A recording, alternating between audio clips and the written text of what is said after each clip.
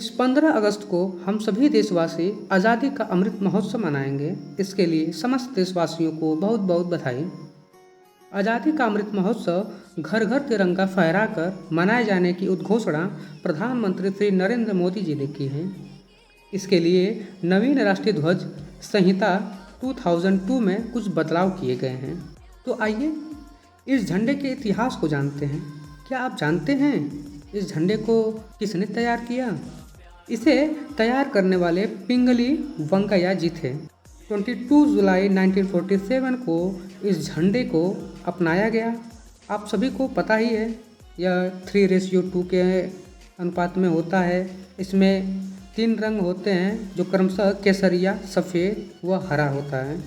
बीच में धम्मचक्र लगा है।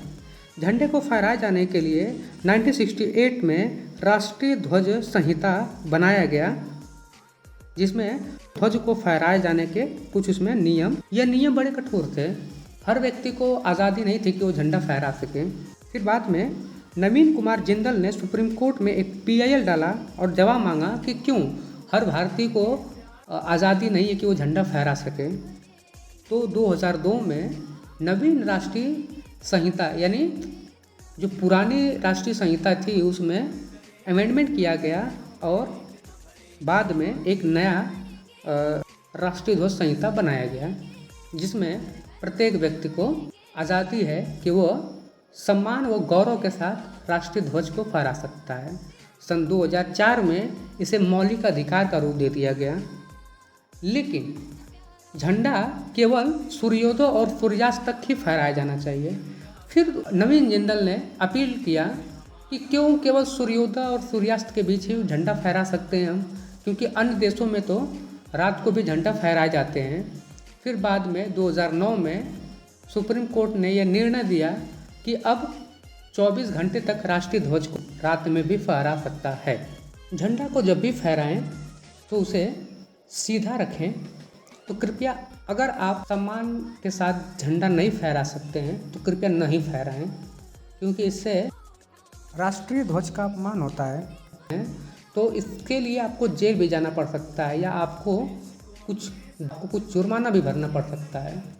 तो कृपया यदि झंडा फहराने के नियम अगर आपको नहीं पता है तो कृपया नहीं फहराएं।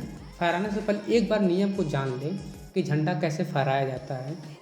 झंडा हमेशा ऊंचा होना चाहिए, झुका करके आप नहीं फहराएंगे। झंडा कहीं से भी फटा नहीं होना चाहिए, मैला नहीं होना चाहिए। झंडा को जब फहराएं आप तो उससे ऊपर और कोई झंडा ना हो। इसके साथ साथ आप जब अपने बाइक के साथ जब फहरा रहे हैं तो कृपया इस बात का ध्यान दें कि झंडा झुकने ना पाए।